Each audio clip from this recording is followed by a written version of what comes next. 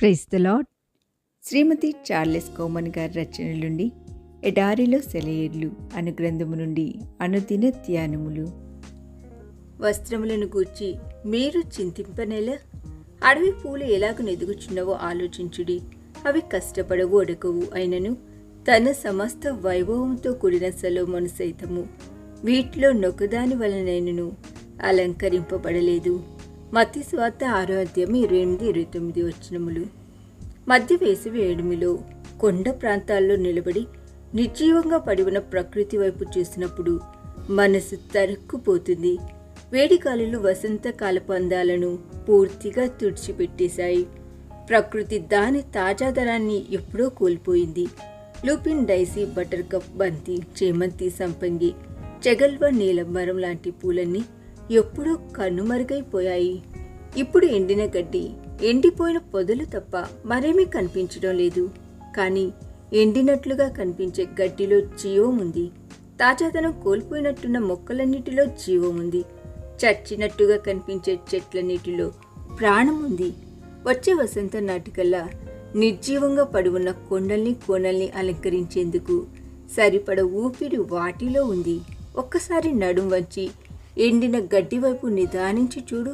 తర్వాత నడుము కాస్త పైకెత్తి తాజాదనం కోల్పోయినట్టున్న మొక్కల వైపు చూడు.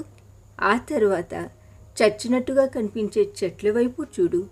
వాటన్నిటిలో జీవ కణాలన్నిటి విత్తనాలు నీకు కనిపించడం లేదు. దేవుని హస్త నైపుణ్యం మానవ గ్రాహ్యానికి మించినది. ఆ నైపుణ్యం మరణంలో నుండి జీవాన్ని బయటకు తెస్తుంది. ఒకప్పుడు కళకళలాడుతూ పచ్చదనాలతో కనుల పండుగ చేసిన ప్రకృతి అంతా ఇప్పుడు చచ్చినట్టుగా మనకి కనిపించవచ్చు. కానీ చిరుజల్లులు కురవడం ప్రారంభం కాగానే ప్రకృతి అంతా ఒక్కసారిగా జీవంతో పైకి లేస్తుంది. అప్పుడు ఎండిన గడ్డి స్థానంలో పచ్చని గడ్డి దర్శనమిస్తుంది. వాడిపోయిన మొక్కలన్నీ ఒక్కసారిగా జీవం పుంజుకొని నిటారిగా పైకి లేస్తాయి. చచ్చినట్టుగా కనిపించే చెట్లన్నీ ఉన్నట్టుండి చిగురించి పచ్చదనాన్ని ప్రదర్శిస్తాయి. ఈనాటి మన ధ్యాన వచనంలోని మాటల్ని విపులంగా ధ్యానించు. వెచ్చదనాన్ని పంచిపెట్టే వసంత ఋతువు ప్రారంభపు ఎండలోకి ఒక్కసారి నీ మనసును మళ్లించు.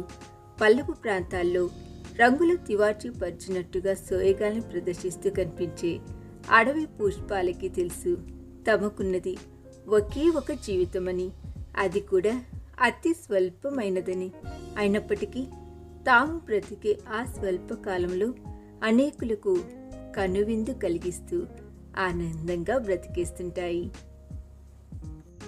ఈ దిన ధ్యానము మనందరి ఆత్మీయ జీవితమునకు ఆశీర్వాదకరముగా ఉండునుగాక. ఆమేన్.